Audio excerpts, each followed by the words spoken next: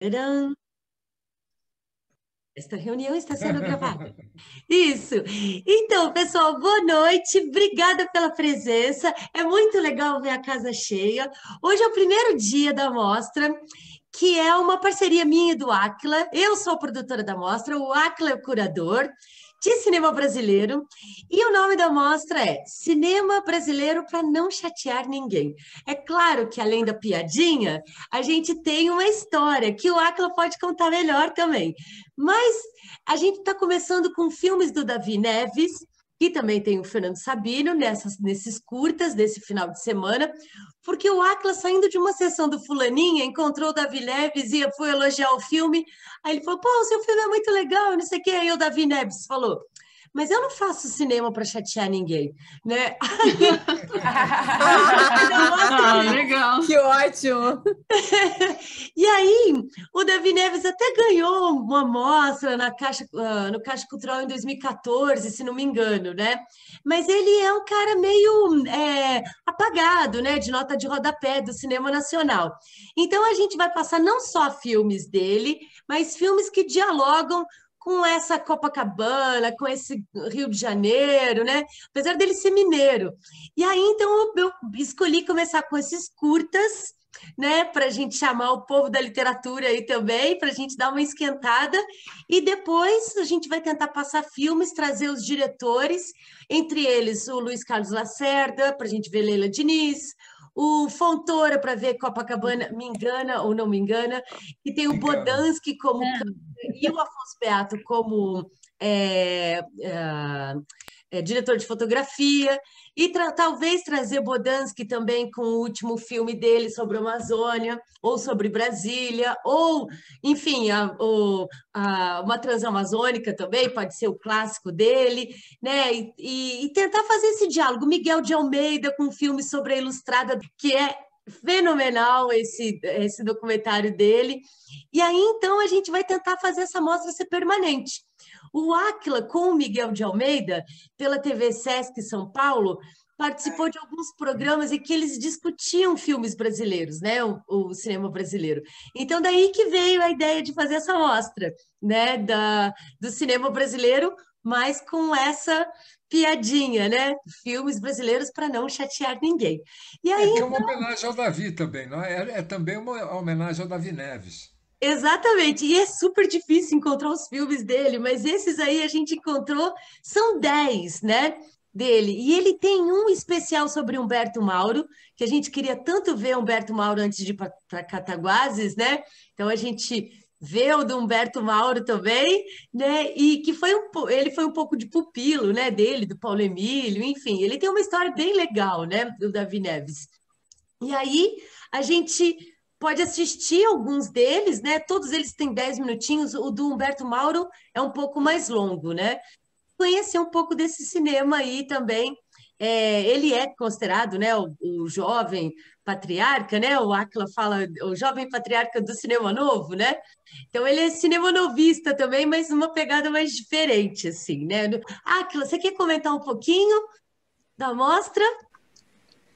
Eu acho que é uma maneira interessante da gente entrar no cinema brasileiro, né?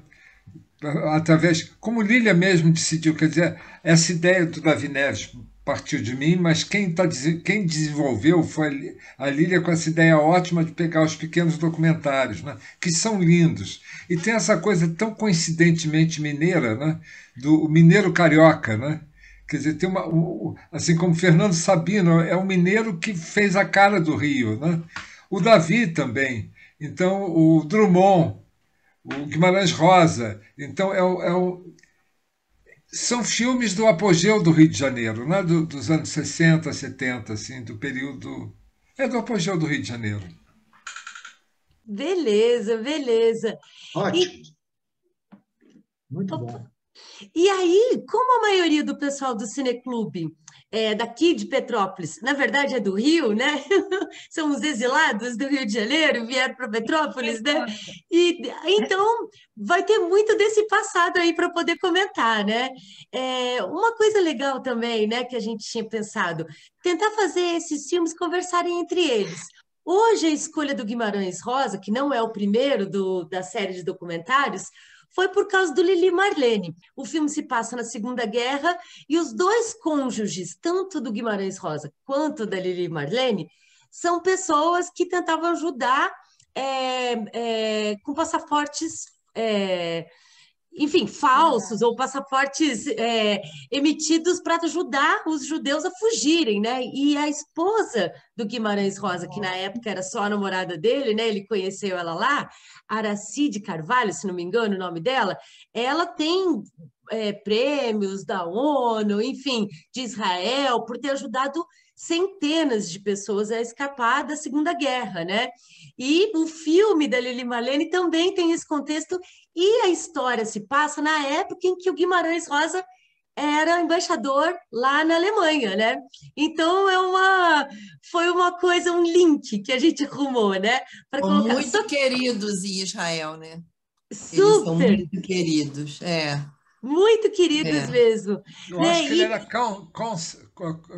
cônsul. Eu acho que ele era cônsul na Isso, Alemanha. ele não era embaixador, né? Ele era cônsul, era isso mesmo. O filme, né, do Guimarães não tem nada a ver com o Lili Marlene, é só o contexto, né? Então a gente vai sair de Ah, Minas, mas o Mas Guimarães é Rosa legal, sempre merece, sempre merece. com sempre O certeza. merece, Guimarães né? Rosa é maravilhoso. Gente. Exato. Eu sou muito suspeita, porque outro dia eu li uma coisa que a Laura Eber colocou, uma poeta contemporânea, mas eu concordo. Quando eu estou triste, eu leio Guimarães Rosa, porque tudo, assim, não que ele não tematize a tristeza, mas ele acena para uma esperança na tristeza, assim. Que isso que a gente é aquela coisa lá do Miguelinho de Campo Geral, é quando a gente está triste, não tem jeito, aí que a gente Aí que a gente tem que tem que buscar travou para mim. alegria. Travou. Aí que a gente tem que ficar alegre mesmo, de propósito, de teimosia. Que legal! Ah, beleza, que legal. Obrigada, obrigada, Cássia. Então fica para o segundo filme também para a gente poder Vou ficar. participar do debate, né? E a gente vai ter no debate também, se ela quiser, claro, né? A Tati cantando para a gente e traduzindo a Boa. música para a gente do Lili Marlene, né? Ai, que legal. Ô, Lívia, se eu puder, no final, eu quero contar uma historinha com o Fernando Sabino, porque eu tenho uma historinha com ele. Uma historinha. Eu queria achar o papelzinho, porque eu tive uma relação assim. Meu pai ganhou um concurso de contos que era em homenagem ao Fernando Sabino. O Fernando Sabino foi entregar o prêmio lá em Cataguases.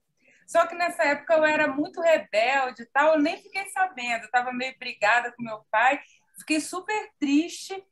Aí ele ganhou a obra completa do Fernando Sabino, então eu li tudo, eu tenho uma relação de carinho com o Encontro Marcado, que é um livro super importante dele e tal.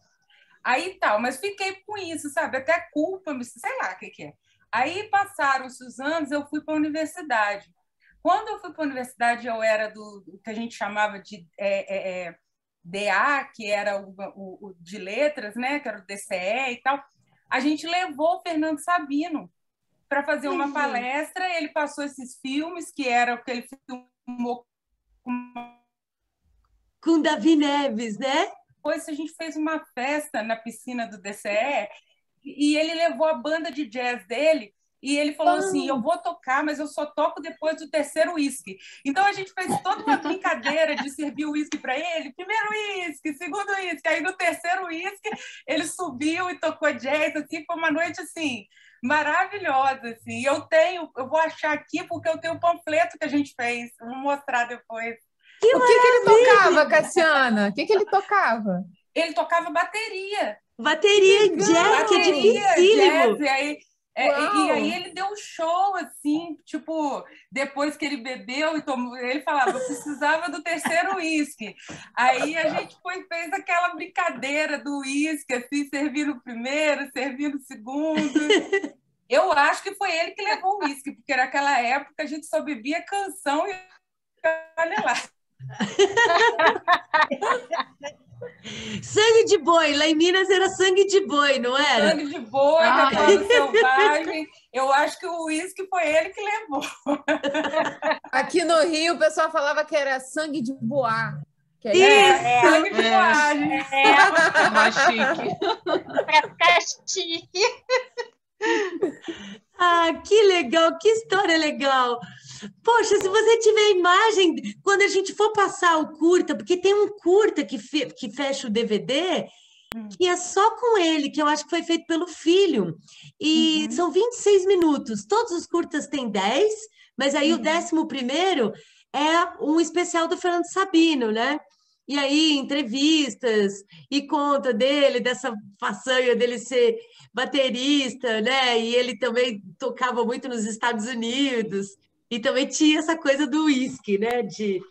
Da timidez, né? Do primeiro contato, né? Mas eu vou achar o panfleto. Nessa época a gente não tinha celular, não, gente. Eu estudei. Vamos voltar ao passado. Eu estudei já tem tempo. Aí eu acho ótimo que não tenha celular nessa época. Não precisava documentar nada. Até melhor não ter testemunha, né? Ai, Cassiana, essa história.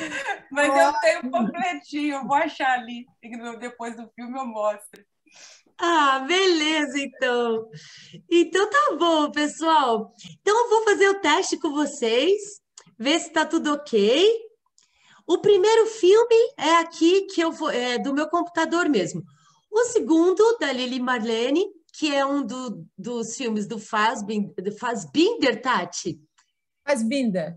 Isso, a Vânia me corrige, porque eu falo como americano fala, né? Enfim. E aí, Lili Marlene, porque estava acessível, né? Mas ele tem muita influência de um outro diretor alemão. Ele é meio Bergman, meio Almodóvar, meio Godard, assim, na evolução da linguagem, na coisa do melodrama do Almodóvar, das mulheres, a coisa meio existencialista do Bergman. Só que ele tem uma influência muito forte do Douglas Sirk, que é um diretor alemão e que fez muito sucesso nos Estados Unidos, e que é o pai do melodrama moderno. Todas as novelas imitam ele. E aquela coisa do melodrama social, filmes dos anos 50, 60, que tiveram uma força muito grande assim para a opinião pública, né? Porque a coisa dos movimentos de contracultura, assim, sempre era uma coisa da juventude, né? Uma coisa das ruas, uma coisa da política. Aí essa coisa da vida privada, né? Da situação da mulher, a mulher casar de novo, enfim, o aborto, questões sociais vinham para o melodrama, só que eles não eram bem resolvidos, eles sempre eram resolvidos num moralismo, mas num moralismo palatável, enfim, para quem queria mudanças, né? Mas não resolvia a questão socialmente, né? Era uma coisa. O Douglas Sirk, ele tem essa coisa de criar elementos assim que hoje são usados nos noticiários, né? E no filme a gente vai ver muito no Lili Marlene, a música alta, criando um suspense, e depois outra cena rapidinho que não tem nada a ver, e um zoom, né, na cara da pessoa, assim, aquela coisa meio novela mexicana, meio Rede Globo, enfim. E aí eles são. O Douglas Sirk é o pai, né, desse tipo de melodrama, mas o Fassbinder, né, ele tem a coisa de resolver esse passado, né, alemão, que ele é um dos primeiros diretores do pós-guerra a ter uma autonomia, né, e uma diferença das produções que eram feitas até então na Alemanha, né? E ele sempre teve as heroínas dele, tem até uma caixa, né, das heroínas, e a gente pode até planejar de assistir aí também, quando tiver o Cineclube Alemão também da Tati, né? Que não exclusivamente a gente vai ver filme alemão só no Cineclube Alemão, mas o Cineclube Alemão vai ser exclusivo alemão, né? Aí hoje foi pelas coincidências, né? Beleza? E o filme de Lili Marlene é de 81. O do Guimarães Rosa começou a ser feito em 72, mas só foi lançado em 2006. Então, eu não sei precisamente de todos da coleção quando eles foram lançados. Beleza? Então, ó o Zé aí. Tudo bom, Zé? Então, vamos aqui desligando as câmeras. Aí eu vou interromper, depois que acabar o curta, eu vou interromper para a gente passar para o Lili Marlene. Não vai ser automático, eu vou ter que trocar o rolo.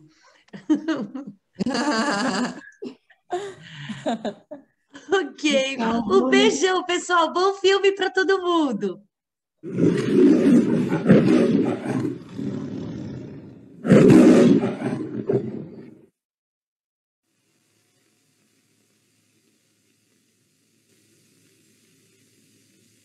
Um certo tempo tinha um fazendeiro, estava no arpendo da fazenda, ele e a mulher.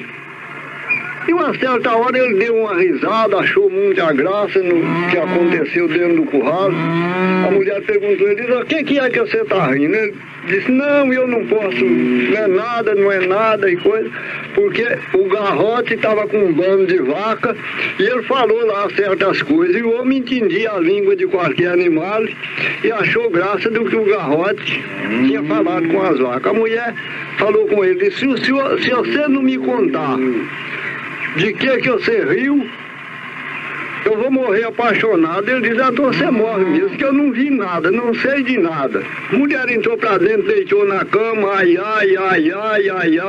Ele chegou assim na arpende outra vez, viu o galo falou com as galinhas, diz, ó, se ele fizesse igual eu faço, era ele passar a mão naquele chicote e falar com ela, o segredo meu tá aqui. O homem entrou com o chicote dentro do quarto, falou com ela, diz, ó, eu vim cá pra te contar o segredo. E foi passando a mão no braço dela e chicote pra cima. Ela disse, não precisa você me contar mais nada não, que eu vou fazer o almoço pra você.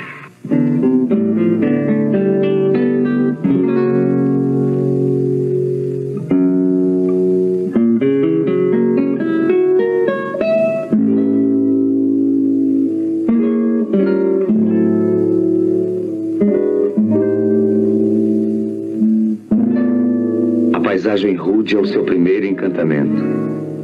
A vida sertaneja adquire para ele um significado universal. E no universo de sua criação, o espaço físico é ao mesmo tempo real e mágico. O sertão é o mundo.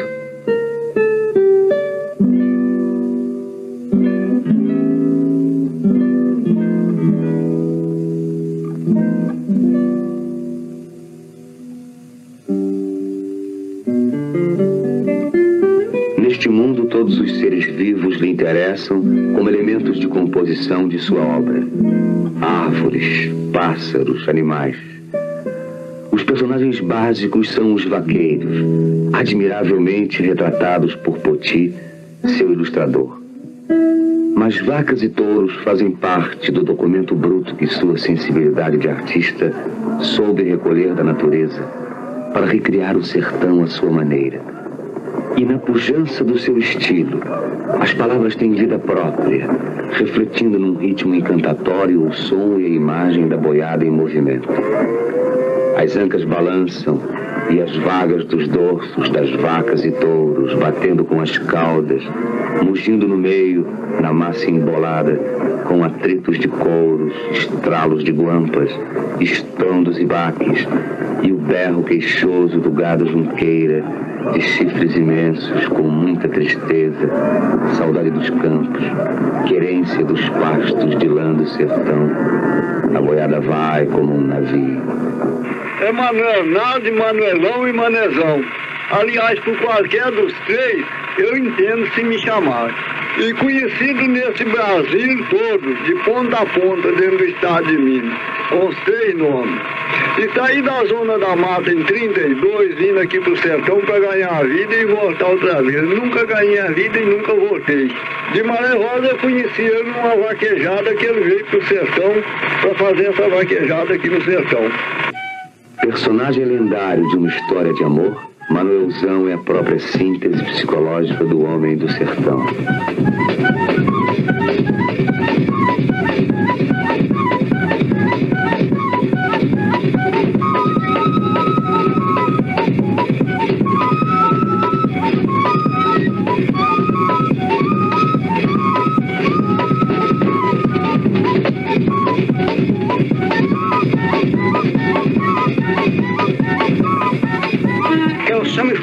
Ribeiro.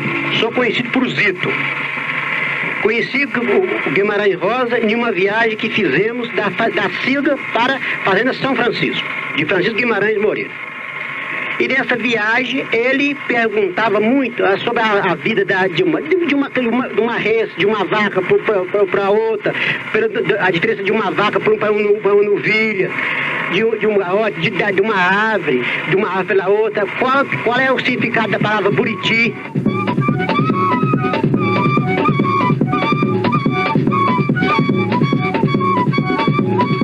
Era uma cadernetazinha daquelas de arame. Ali agora, andando mesmo, ele escrevia. Não parava para escrever, não. Tudo que falava. Chegava, tinha um moço chamado João Francisco, que gostava muito de cantar. E um Chico Barbosa tocando Rebeca. Sabe o que é Rebeca, não sabe? E ele cantando os versos e ele escrevendo. No pescoço, com um cordão. Eu vi uma coisa e perguntava o que é isso. Essas veredas, como você já viu aqui, né? Eu não conhecia. Veio conhecer, foi nessa viagem. Vereda é um lugar mole, com um capinzinho fino e esses pés de buriti.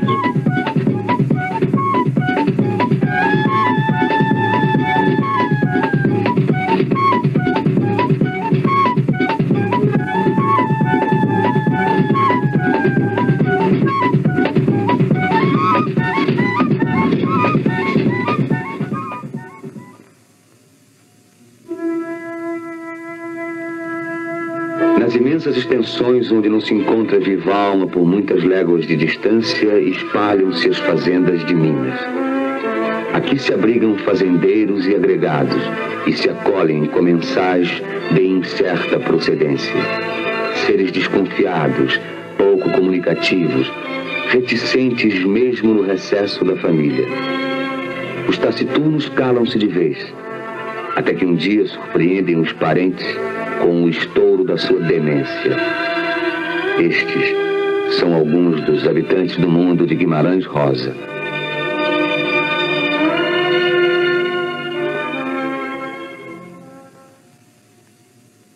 Nos intervalos das fazendas encontra-se um ou outro arraial miserável de reduzida população, sem qualquer recurso e nenhuma organização social.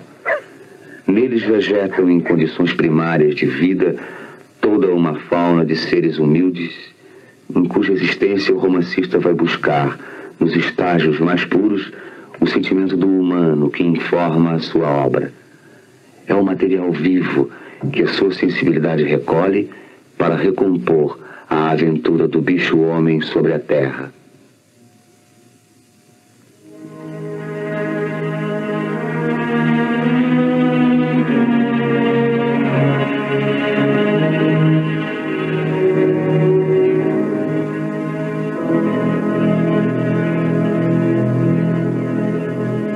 Estimulado pelas condições precárias de vida nos povoados, o sentimento religioso atinge os limites extremos da superstição, da beataria e do fanatismo.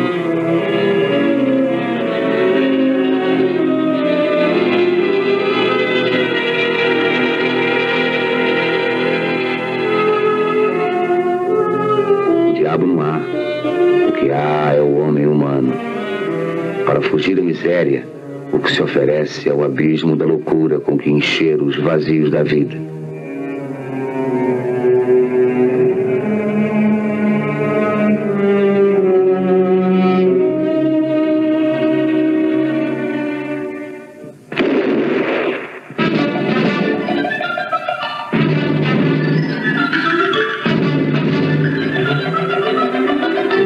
O ciclo do banditismo foi retratado de maneira magistral, inspirando cenas como a do filme dos irmãos Santos Pereira.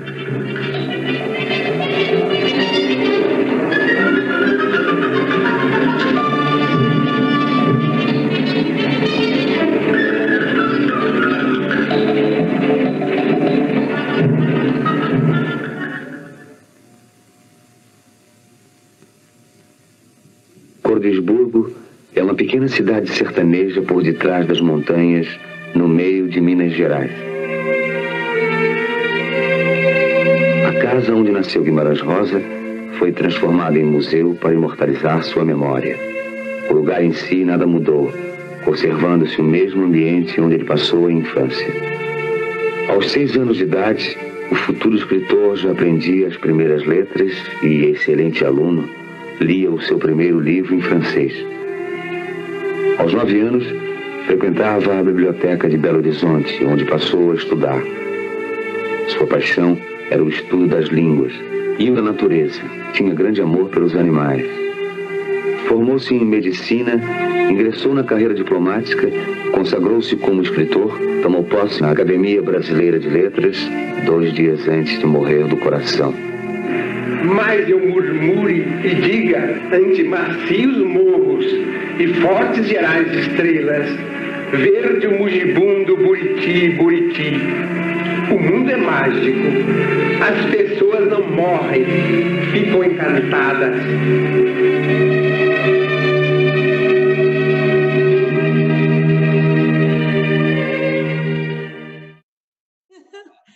Eu vou gravar e eu quero ouvir vocês. Ah, lógico, né? Quem vai ser o primeiro que vai se... Áquila? Eu tinha visto esse filme na época e não me lembrava que ele era tão maravilhoso, que ele tinha esse sentido muito operístico, né? E muito grandioso. E como o expressionismo está presente em várias citações, quer dizer, as cenas de cabaré, por exemplo, é puro Otto Dix, que é um pintor expressionista que pintou muitas essas situações de cabaré e de decadência, né? E de exaltação decadente, né? E tem cenas também daquelas mulheres, as putas, né? Vestidas de vermelho ali, que é muito Kirchner, que é um outro pintor expressionista. Há vários ângulos que a fotografia pega lembram cenografia expressionista, né? E tem aquele chique decadente de Entre Guerras que ele usa muito bem, né? Que fica uma coisa quase obscena, aquele chique, né? Os dourados, não é? É muito interessante, muito lindo o filme, gostei muito mesmo dele. Obrigada. E na época, eu acho que na época eu não tinha percebido. E eu vou citar você fala na emoção, né? Quer dizer, que o nazismo foi toda uma coisa que foi levado pelo... Eles foram levando. O meu amigo filósofo e pintor Claudio Kuppermann, ele fala uma coisa muito interessante, que depois da Segunda Guerra Mundial, os alemães ficaram com um medo terrível da emoção, né? Depois desse desastre, o desastre emocional que foi o caso deles com o nazismo, né? E quando acabou a guerra, quando eles tentaram refazer, por exemplo, a dança alemã, em vez de eles retomarem a tradição do expressionismo, eles foram procurar professores de balé americanos. Então eles queriam balé clássico, para evitar grandes expressões, que não fosse muito expressivo, né? Então, e o Cláudio fala isso, né? Quer dizer, que os alemães ficaram com tal horror e emoção que a arte alemã ficou muito fria depois da guerra.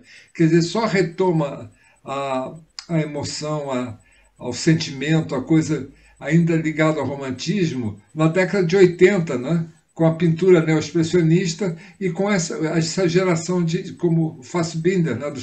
dos cineastas, né? Que retomam uma tradição alemã já sem medo. Ele começou mesmo no teatro e no final da década de 60, né? Ele é 70, 80, né? Então ele, talvez antes da pintura, ousou voltar para a emoção e na emoção mais melodramática, né? E a Pina Bausch, né? A Pina Bausch. Com a dança também. Ah, legal, legal. Obrigada, Áquila. Ótimo, Lília. Mais uma vez você acerta. Valeu, valeu. Quem é o próximo? Eu posso falar? Pode. Então, adorei, porque eu já vi esse filme umas 5 ou 6 vezes. Porque, inclusive, eu tenho o DVD dele, que numa coleção dessas da Folha, que veio com DVD. Aqui. Eu já tinha visto antes, não sei como, e depois, quando veio na coleção da Folha, eu vi de novo, né? Então, isso para mim foi o que sempre realmente pesou nesse filme, que eu gosto muito, mas eu acho que, assim, tem essa coisa, ele coloca isso também, entendeu? Que não foi assim... Ela não era nazista, ela nunca foi nazista, ela sempre falou, eu estou do seu lado. No início do filme tem uma fala que diz assim, você conhece a fidelidade de uma mulher na guerra? Alguém fala essa frase no início do filme, né? Ela foi fiel a ele até o fim, né? E ele tentou, de alguma forma, ele era apaixonado por ela, mas ele não teve força para se contrapor. Ela teve força para se contrapor ao nazismo e enfrentar aquela barra pesada, e ele não teve a mesma força para se contrapor ao pai, à mãe, aquela família, aquela cultura, entendeu? Posso falar? Uhum. Pode, Nelly. As palavras têm muita força, e eu sou muito ligada às palavras. A questão do pai controlar, obrigar, não querer o filho com aquela mulher, ele já tinha em mente aquela outra noiva para ele, aquela situação rica, uma família de linhagem, enfim, né, que os faz assim, juntos, coesos, mas não é por essa razão que fizeram destruir o amor deles, quer dizer, controlar. E ela tentou. Você vê que no iniciozinho, quando ela dançava, ela deu um chute no sujeito que estava convidando ela para... Entendeu? Ela não era uma leviana, né? E eu acho que ela fez muita coisa para salvar o cara. Né? Enfim, bom, é isso.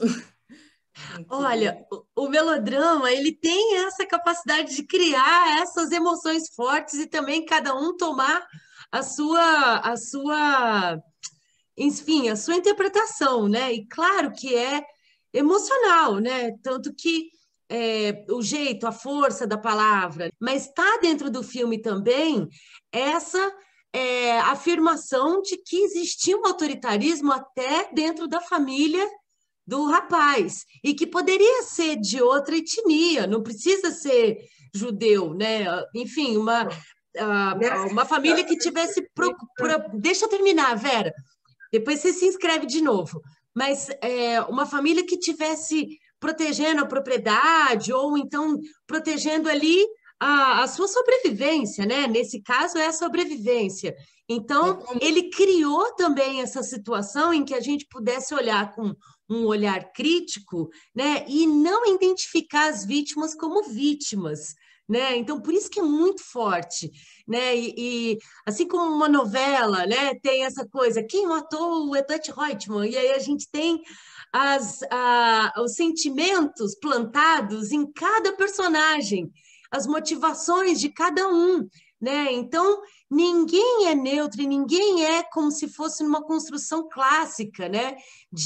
As pessoas são identificáveis de acordo com a situação que elas estão vivendo. Elas também são frutos das escolhas, né? Então, eu acho que ali ele nem quis criticar, e aí nisso eu discordo, né, da Vera, ele não quis criticar a família judaica que tinha recursos, ele estava falando de uma situação de poder, em que existia esse autoritarismo, né? Enfim, ele existe em todas as camadas da sociedade. Quem é o próximo? Pode levantar a mão, quem quiser se inscrever. Doutor Luiz, depois Sérgio, e depois Áquila. Bom, eu queria dizer umas poucas coisas. Primeiro, que a história do filme é uma história meio bobinha, sem grandes inovações. Mas foi bem filmada, foi bem contada, é um roteiro interessante, enfim, mantém. Segundo, essa música há uma gravação já bastante antiga, muito melhor do que o que reproduziram no filme pela Marlene Dietrich. Não sei se alguém já tentou pegar isso. Está disponível pela internet. Eu vi com ela. Hein?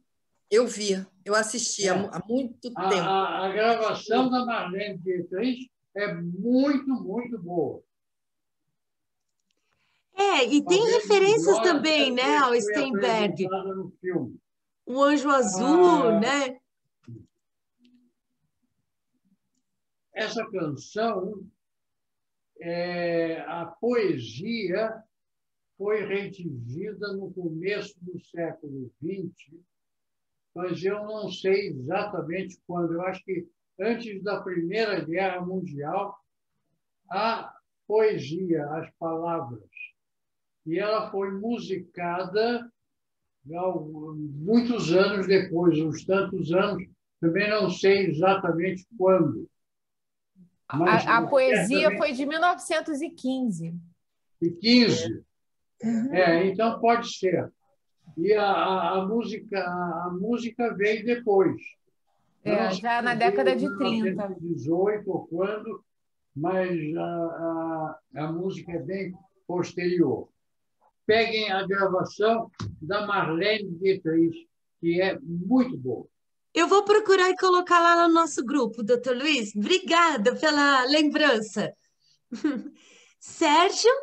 Era a respeito dessa observação feita sobre pressão cruel, a palavra utilizada foi essa, da família com respeito ao amor, ao romance entre o judeu e a outra alemã, né? Eu acho o seguinte, ali precisa ser verificado o fato de que é uma família tradicional, rica, naturalmente, um tanto ou quanto rígidos. Ela era uma bailarina, uma cantora. Então, acho que é até razoável, mesmo que não fosse uma família judia, tá? Fosse uma família cristã, tá? Que tivesse do outro lado, poderia ter os mesmos problemas em relação a esse relacionamento. Eu acho que não foi só o aspecto de ser uma família judia. Do ponto de vista dos judeus, eu acho outro aspecto, que é um aspecto histórico. Afinal das contas, os judeus vêm de uma civilização 2000 anos anteriores à civilização cristã. Eles têm uma tradição enorme e sobrevivem nesses 4000 anos de existência graças a uma união pela sua religião. A religião tradição judia, a religião judia não é como a cristã, que se abriu ao mundo e, através das suas tradições, efetivamente conquistou milhões e milhões de adeptos. A religião judia, os judeus são mais fechados.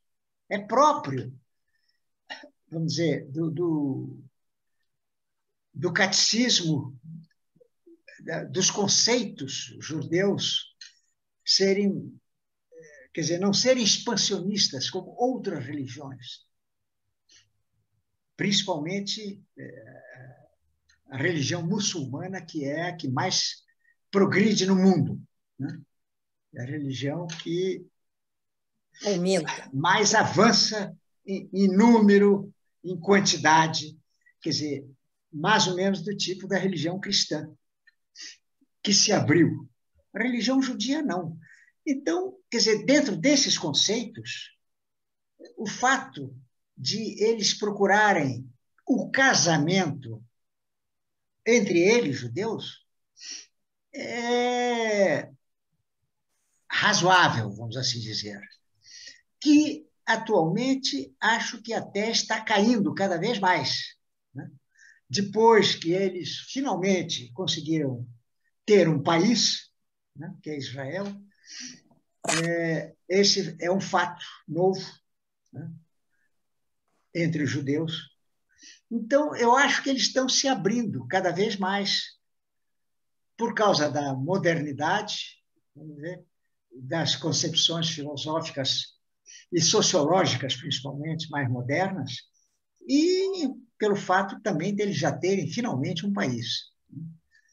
Então, eu acho que, dentro dessas circunstâncias, o fato da família ter protegido, querer proteger, tá, aquele filho, né, por razões até de riqueza, de costumes, de hábitos e de religiosidade, não acho assim nenhum absurdo, não acho que tenha sido um crime, vamos dizer, eles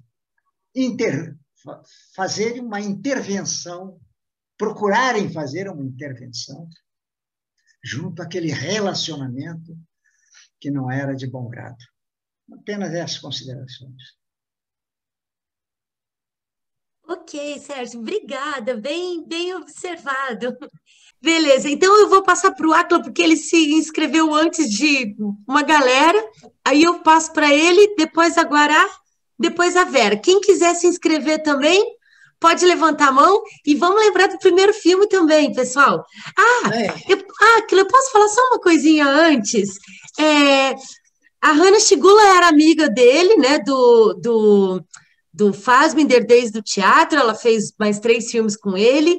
O Giancarlo Giannini, um ator italiano, a gente viu naquele Swept Away, que depois o Guy Ritchie fez com a Madonna, a mesma história, um comunista meio burro que vai para uma ilha deserta com uma burguesa, eles brigam pra caramba, se apaixonam, e aí depois voltam para o mundo real, e é engraçadíssimo, a gente já viu no Cineclube.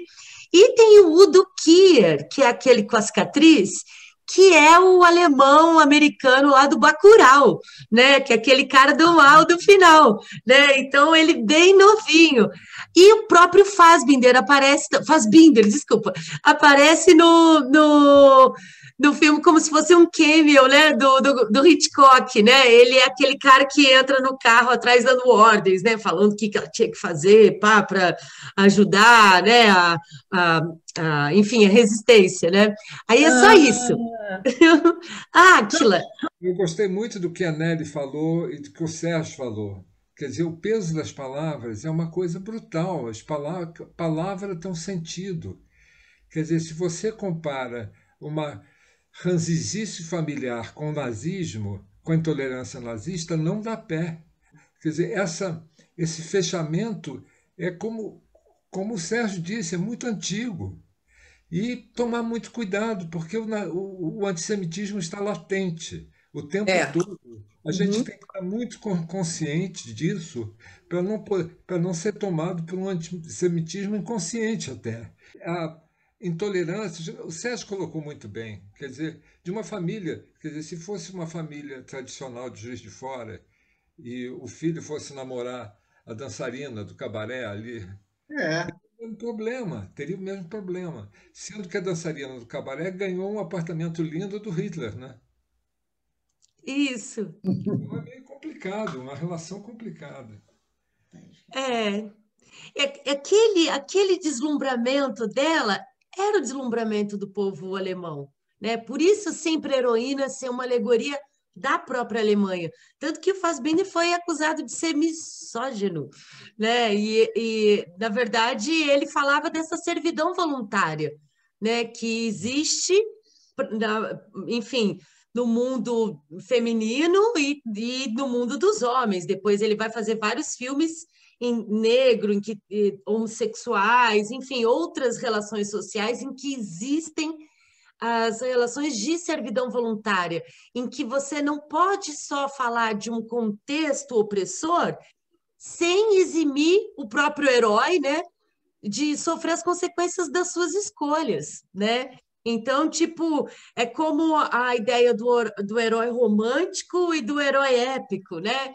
Então, você guiado pelo destino que os deuses escolheram para você, ou do próprio expressionismo, que também falava disso, né? De uma força exterior maior e que você não tem como lutar contra, né? Ou então você é aquele cara que vai decidir sobre as escolhas, né? Que não deixa de ser um existencialismo, né?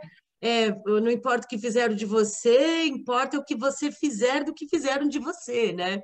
Então, são as escolhas das pessoas. Eu vou me despedir, eu só queria dizer, o que me encantou no primeiro filme foi a palavra dele dizendo: as pessoas não morrem, ficam encantadas. Então, eu vou dar um beijo em todo mundo. Os filmes foram maravilhosos. Eu sou misturada, minha família é toda misturada com judeu. Na França, em Paris, meus melhores amigos são judeus. Então, realmente, um beijo para todo mundo e ninguém morre, a gente fica encantado. Tchau, tchau, boa noite para vocês. Também estou saindo. Tchau, tchau. Obrigada, Aline. Boa noite, Também, obrigada, Beth. Tchau, tchau, obrigada. estou Tchau, tchau. Saindo também com fome. Oi. Boa noite. Um abração, Boa noite. Sérgio. Tchau. Tchau, tchau. Guará, depois Thaís, depois Vera. E depois Então. Cassiana. E eu acho que a Tatiana também fez assim, né? Tá bom. Então, vou escrever aqui. Pode falar, Guará. Concordo que a família dele interferiu, mas o que o pai dele falou é que eles tinham se apaixonado na época errada, porque já era no início da guerra. E, além de dançarina, ela era alemã, né? Então, eu também tenho família judia, né? Mas realmente, naquela época, a família dele interferiu muito no filme e ajudou, claro, que o amor não desse certo. Eu não lembro desse filme, mas da música eu lembro.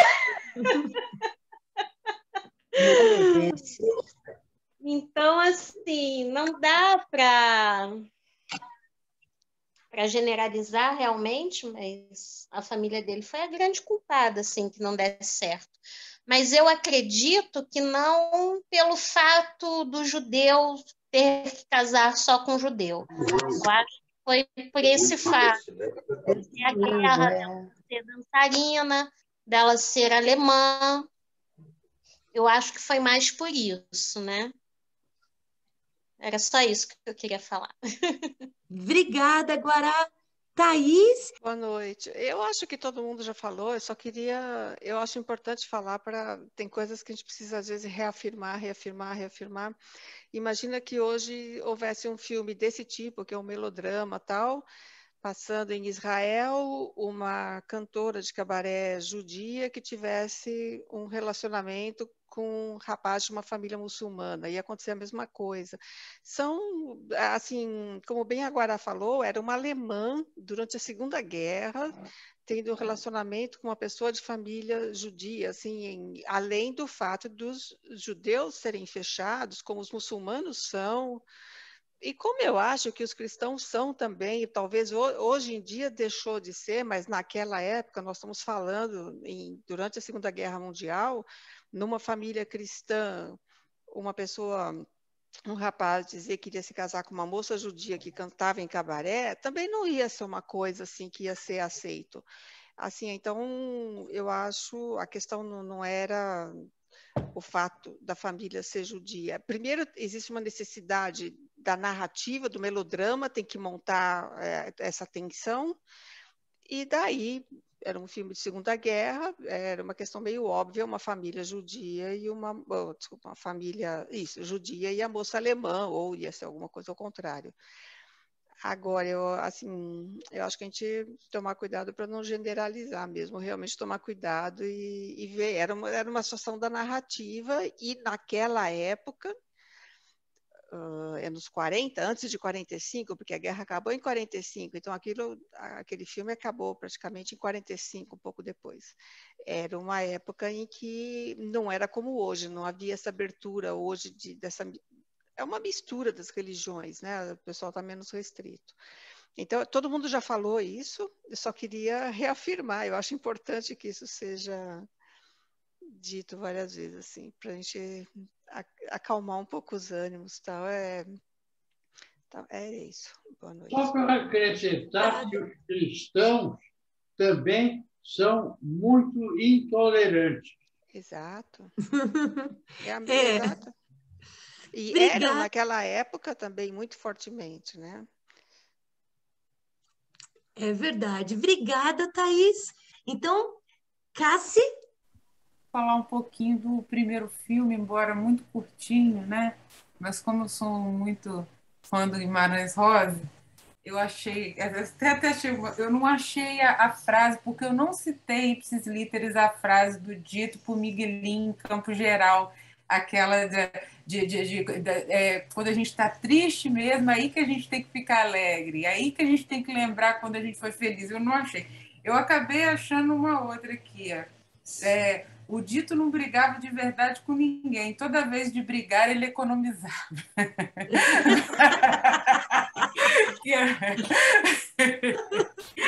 Ninguém brigou de verdade. Aí, quer dizer, algumas coisas são muito sérias e a gente tem que brigar de verdade mesmo, porque algumas comparações realmente são muito difíceis. Mas, voltando aqui à questão do filme, eu achei engraçado esse filme, que esse eu não tinha visto. Eu mandei o panfleto lá da noite com o Fernando Sabino, lá para o grupo do Cineclube, e esse filme realmente não estava. E esse filme, ele é engraçado. Ele chamou o Manuelzão, que é personagem de uma história de amor do Campo Geral, que é a história justamente quando o Manuelzão vai construir a capelinha para enterrar a mãe. É linda essa história, é muito bonito, porque ele faz uma festa, ele tem todo... E aquilo que ele fala no começo, que eu acho muito legal, que é muito mineiro, que é um aforismo muito do Rosa, que ele fala assim, eu vim para cá para ganhar a vida, e quando eu ganhasse a vida, eu voltasse. Eu nem ganhei a vida e nem voltei. Nenhuma das duas coisas aconteceram. Mas esse é um grande personagem do Rosa, né, que vai aparecer aqui, dizem que inspirou um pouco até o Riobaldo, de Grande Sertão Veredas também. E ele foi, de novo, isso não é da minha época, porque eu sou de 99, mas em 91 ele foi conversar com os estudantes, fazer uma palestra lá na universidade também, mas dizem que a palestra foi muito curiosa, porque ninguém não se entenderam bem com o Manuelzão, mas ele é um grande personagem. Mas o que eu achei curioso foi que, por exemplo, o Zito, aquele personagem que aparece, que eu acho que é o Zito de Primeiras Histórias, da partida do Audaz Navegante, que é um personagem muito interessante, que dá uma brincadeira que eles fazem lá e tal. Mas eu achei interessante assim, que deve ser uma coisa contextual da época, porque foi década de 70, né, Lília, que você falou, isso. 72 esse filme, que falou muito da questão social e da pobreza dos personagens.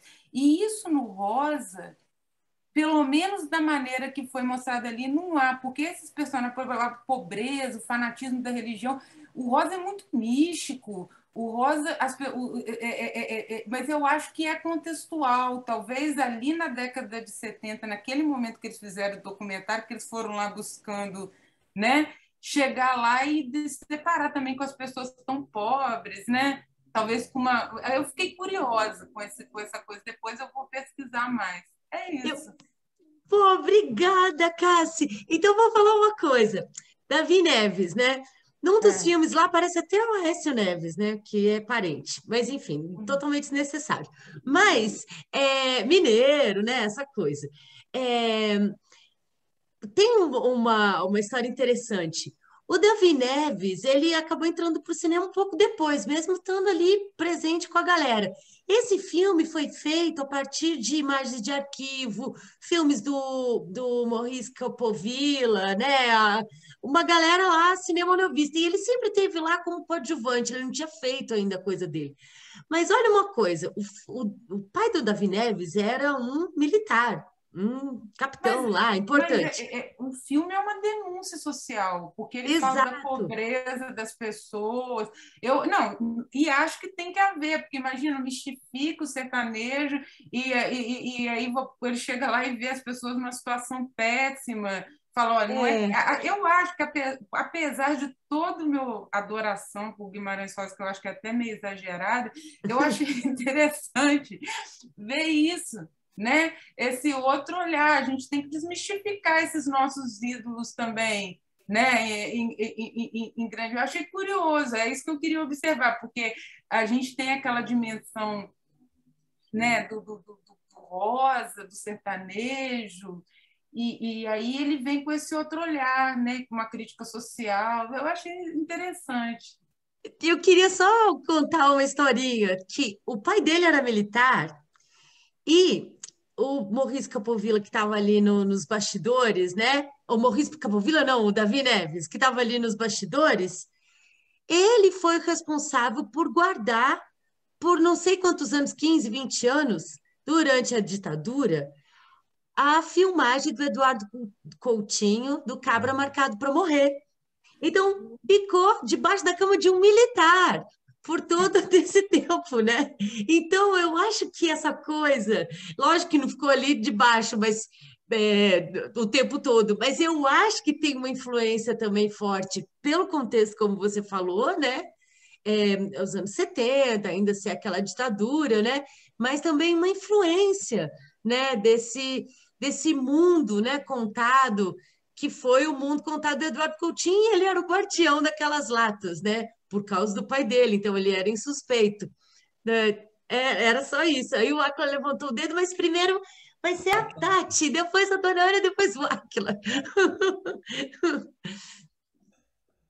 Obrigada, Cassi. Pode falar, Tati. Oi, gente. Queria até pedir desculpa que no início do debate eu não estava, que eu estava numa ligação. Mas Cassiana comentou que é de 99. Você entrou para letras em 99? Eu também. Eu também. Você também? Caramba! Que legal! Eu estava aqui no Rio, né? Fiz o ERJ, entrei em 99. 99 foi o ano.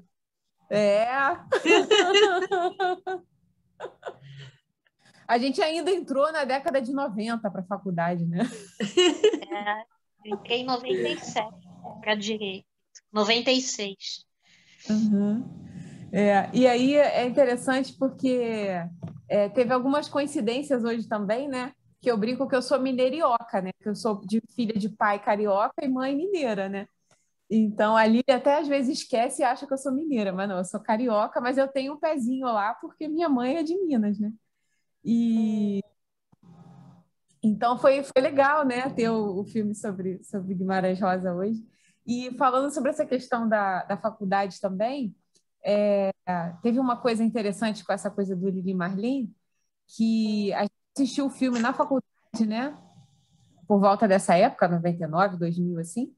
E eu lembro que a minha professora pediu para eu ficar responsável pela primeira parte da música, para eu memorizar a primeira parte da música, e uma colega de turma ia memorizar a segunda parte. Nessa época eu nem cantava, nem fazia aula de canto ainda, mas era muito natural para mim memorizar cantando, né? Eu cantei, eu lembro que eu até gravei, eu tinha um gravadorzinho de fita cassete, eu gravei aquilo para me ouvir, sabe? Aí chegou lá no dia da aula, eu cantei, né? Vias, Lili, Marlene, nananana. Quando a minha parte, aí a minha colega entrou com a segunda parte, aí ela foi, Vias, Lili, Marlene, não sei o quê. Eu falei, ué, mas você não vai cantar? Aí a professora, ué, eu não pedi para ninguém cantar, você cantou porque você quis. Aí eu lembro que assim, na hora eu senti até o rosto ficar vermelho, assim, que eu falei, caramba, não precisava ter cantado. Mas depois eu ficou ensaiando tudo e teve... Não precisava. Ensaiei, gravei lá e fiquei ouvindo eu cantando para ver se estava legal, sabe? Aí depois eu falei, gente, eu não teria conseguido guardar a letra da música se não fosse cantando, né? Teria sido uma coisa muito robótica ali, né? Então, foi engraçado. Aí a Vânia até comentou, né? Ah, Tati, faz a tradução. Só que acho que no filme apareceu bem a tradução, né? Eu estava até olhando hoje uma tradução mais cedo, e teve uma coisa que eu achei até uma coisa meio puritana, assim, porque tem uma parte que fala, no original, fala, né? Dein verliebter Mund, que é tipo a sua boca apaixonada, né? E na tradução, algumas traduções que eu vi, eu não reparei no filme, na hora do filme, como é que estava a tradução, mas colocaram como o seu rosto. Aí eu falei, poxa, falou boca, não rosto, né? Falei, nossa, eu vou reparar, vou comentar isso lá no debate, que não é rosto, é boca. Apareceu o rosto no filme. Então tá errado, tá, gente? Porque mundo é boca. Para umas 10 línguas diferentes, principalmente para o inglês, para o francês, para o português e para o espanhol. O senhor está falando do Guimarães Rosa, né? Não, Está falando de quem? Da Lili Marlene. Existem traduções para todas as sim, línguas. entendi. Da música. Entendi também. E aí eu vi que o senhor comentou, né, do poema. O poema ele foi escrito em 1915. E aí ele foi musicado na década de 30. Eu não lembro direitinho qual foi o ano. Mas e aí a Marlene Dietrich gravou. Foi um sucesso, né? E é interessante que essa música, ela era assim, uma música querida pelos dois lados, né? Não só os alemães gostavam e escutavam, mas os aliados também, né? Também. Era quase que unia todo mundo, né? Todo mundo queria ouvir Lili Marlene, né?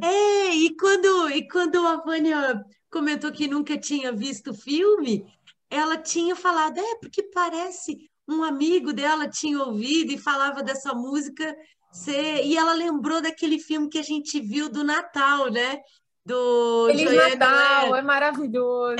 Que as trincheiras se unem, né? Mas nesse filme, numa hora que tá acontecendo a queda, né, do regime, os jovens vão lá para onde está acontecendo a música e uma bomba explode, né? Então a música meio que foi a causa da morte deles, assim, né? Numa cena assim, até um pouco hilária, né? Pá! Então, beleza. É interessante que essa história do Feliz Natal ela é verdade, né? Realmente aconteceu, né? E eu acho que é bacana a gente ver que nessas horas não tem essa coisa de lado, né?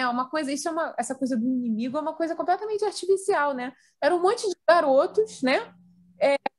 Todo mundo tinha pai, mãe, namorada, noiva, filhos, né? E estavam ali um contra o outro. Agora vocês têm que se matar. É uma coisa que, né? E o filme, acho que o Feliz Natal mostra muito isso, né? O quanto que a gente tem. O Franz também, né, Lília? Também tem muito de mostrar que não é o inimigo, é uma coisa que as circunstâncias colocam as pessoas assim, mas isso é completamente artificial, né? Porque a gente tem muito mais afinidades do que discordâncias, né?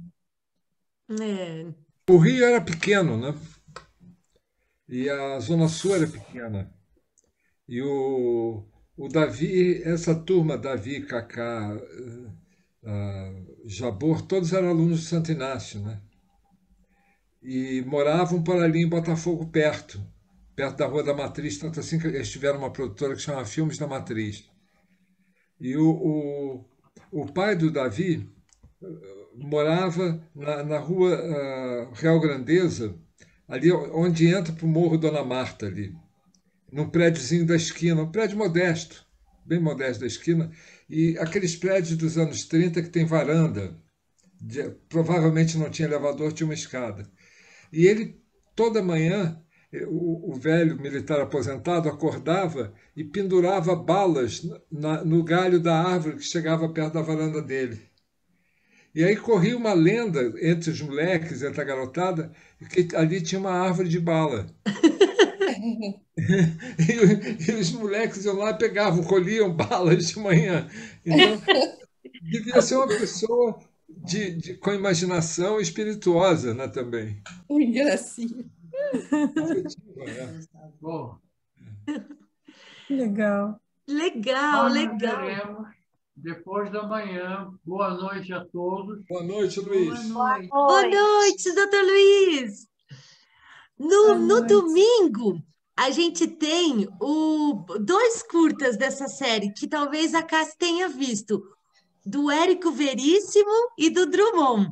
O do Drummond, eu errei ali na citação, mas ele faz parte desse DVD do Fernando Sabino e do Davi Neves, mas ele é do Joaquim Pedro de Andrade, né? Ele só está ali constando junto na coleção, né? E ele não foi lançado oficialmente, né? Tanto que a data, né, para esses filmes é 2006, mas na verdade os filmes foram feitos, enfim, muito antes, né? E não foram lançados. Então tem essa data comercial que é diferente. E aí é muito legal, o do Drummond, assim, aquele cara carrancudo, né? É engraçadíssimo, né? Tá no mudo, Cassi. Nada demais, não. É só que ele bota o Drummond, aprendeu a andar de um jeito na escola militar com o braço duro, e ele não conseguia andar diferente. Tipo, ele não era ele era... Mas ele se revoltava com a educação dele, com essa coisa colonial, da família tradicional mineira. É legal. Tudo que ele fala. Acho que eles exageram nessa coisa de mineirice do mineiro, e também falar de ter estudado em escola religiosa, né? De ter ficado muito próximo. Ele se distanciou da religião por causa disso, né? E aí ele fala que acha incrível as pessoas terem uma religião, né? E respeita isso, né? Então, tipo, negando essa coisa da mineiridade, né? Da coisa tradicional, né? Do que a gente considera dos mineiros. E aí é bem legal. E são curtinhas, 10 minutos. E o Érico Veríssimo mostra ele com a família também, assim, numa coisa... o Cinema Verité falava disso, né? Que depois virou Cinetranse, né? Que a câmera liga, as pessoas se transformam, né? Não que seja verdade aquilo, e nem o Coutinho também fala, não importa se é fingido ou não, né? Se é bem contado e tem uma emoção ali, é verdade. E o Veríssimo, tá lá o Luiz Fernando também, que é mais velho que os irmãos, né? Começa assim a interpretar uma história, e aí os filhos participam. E aí eu achei que tem a ver com o filme do Cápara, que a gente vai ver depois. Os dois filmes têm a ver, tem mais ou menos o espírito, né, do longa que a gente vai ver. O doutor Luiz saiu agora de fome, e tem rolado isso também, do pessoal ter falado, o Zé, o Acla, não, a gente fica muito tempo sem comer, né? Então, em vez de eu passar um Hitchcock e um Capra, semana que vem a gente vê mais Hitchcock, e aí eu escolhi esses dois curtinhas e o Capra, né? E o Capra para fechar, ele é mais ou menos no estilo do filme lá de Natal, né? E é um filme que a Vera tinha falado, confundido o título, né? E é lindo, né? E é com o James Stewart e a Jean Arthur, A Felicidade Não Se Compra. A Mulher Faz o Homem. Ah, tá. O casal tá nesse filme também no de domingo. O casal A Mulher Faz o Homem tá no Da Vida Nada Se Leva. O do Mundo Nada Se Leva. Aí. Beleza? Mas, jantar? Obrigada mesmo.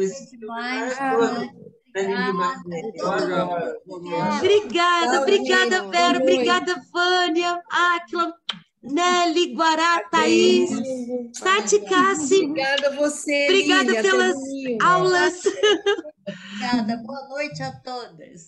Boa noite. Obrigada, pessoal. Eu não tinha visto esse filme. A primeira vez que eu vi foi hoje. E com um olhar super generoso e crítico em relação à crítica que existe desse filme, falando que ele é o mais fraco de todos, porque ele só fala de clichês. E não, você falou, você mostrou um ponto de vista que talvez a crítica na época que foi feita achou que era óbvio, né? Só essa coisa assim. Eu acho que eles foram procurar o Sertão Místico, porque eu sei que Fernando Sabino era um grande fã do Guimarães Rosa. Tem nas cartas com a Clarice Lispector que eles têm um livro, até Cartas Perto do Coração, em que ele recomenda que ela leia Guimarães Rosa. Aí no começo ela lê, não gosta muito, depois ela gosta muito, e ele é um entusiasta do Rosa. Aí eu achei estranha aquela narração, por exemplo, tem um conto nas primeiras histórias, A Menina de Lá, que é uma menina que é tipo médium, Então, eu falei assim, isso tudo está ligado à religiosidade, claro, né? Aí eu falei assim, porque eu acho que eles se chocaram tanto com aquela pobreza e dentro de um contexto de ditadura, dentro de um contexto de crítica social, que eles fizeram o filme nesse sentido. Mas é muito complicado ler Guimarães Rosa nessa chave marxista, porque é outra coisa que ele está mostrando ali no sertão mineiro, sabe? Machado de Assis faz mais sentido, Graciliano Ramos faz mais sentido. Agora, Guimarães Rosa ler nessa chave. Mas, assim, tudo bem, né? A coisa da época. Às vezes tem época que você não pode deixar de tocar num assunto, né? Igual a nossa. A nossa época, com um Bolsonaro no poder, tem assuntos que a gente não pode ler. A gente é transcendente, é existencial, é a riqueza interior do personagem, não sei o que lá. Não é nada disso. A gente tem que ir ali naquela coisa que é mais desafiadora no momento, que é a maior pressão do momento, né? Verdade. O sertão é o mundo e a Alemanha, no ano 38, é a hoje aqui do Brasil. Essa coisa de... muitas coisas. Era inexplicável. Como hoje eu entendo melhor essa história que o pessoal falava, como assim o povo alemão elegeu? Hoje a gente entende melhor, né? Hoje a gente entende que a gente viveu isso aqui agora. Sim. Acabou de viver. Era óbvio para nós e para os outros não foi óbvio que esse cara era um monstro e ainda continua não sendo para muita gente.